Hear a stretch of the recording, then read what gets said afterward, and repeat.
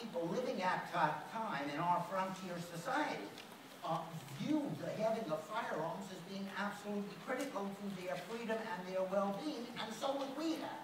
But there's a substantial difference between that time and this time. And what they wrote and said, independent from the Constitution, is not the issue. The issue has to do with what is constitutional and unconstitutional. Now, as Professor Petrarca rightly pointed out, the Supreme Court has taken decisions which disagree fundamentally with my own. I must assure you I never agreed with the Supreme Court's decision on Dred Scott, and I have no reason to believe that the Supreme Court can continue to make mistakes over historical periods of time. This is clearly not a reasonable interpretation. We may well live with it with uncertainty because it's been made and that's our legal system, but that doesn't make it fixed in time forever. Next, he talked about a correlation in a decline in homicide rates since the 1990s with greater gun ownership. He's right at some level, except, of course, during the same period of time, all crimes decline. This seems to have, and one of the problems that we have here is figuring out what gun ownership correlates with and what it causes. Some other things that you might consider, and again, they don't prove it finally.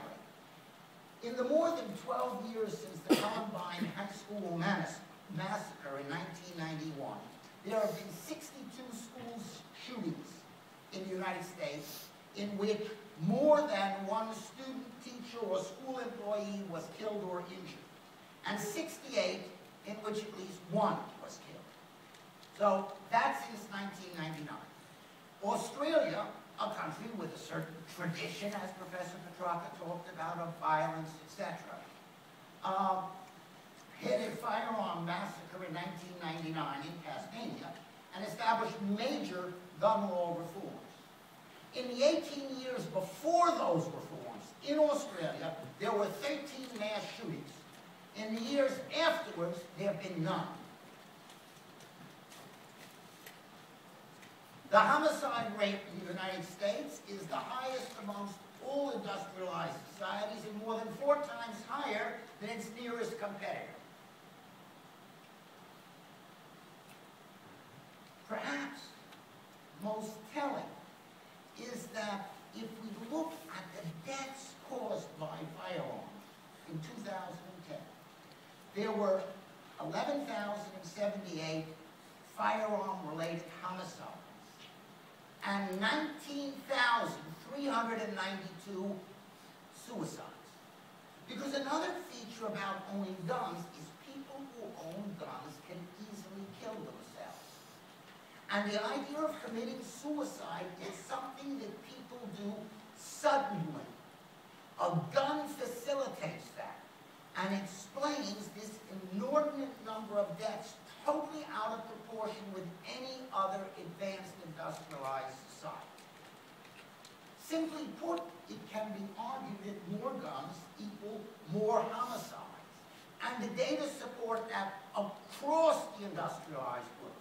So why in the world would we want more?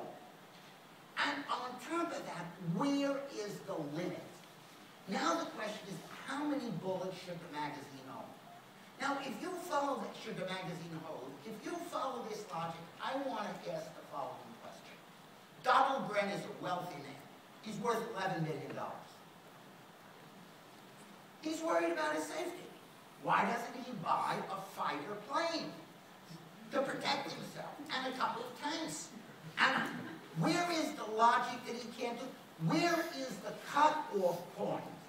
How many bullets is all right? And what people who argue against gun control say is there's no cut-off point. It's an absolute right. So if you want to pool your money and get your own tank, go for it. We're a free society, and some would argue that that is the foundation of our freedoms, poppycock.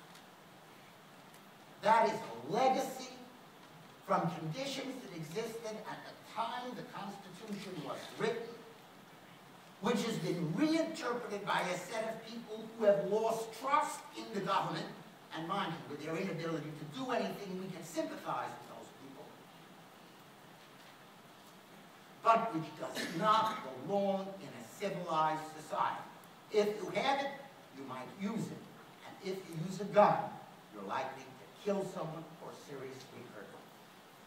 Think about it. Think about it. What is the logic for unlimited gun ownership? None.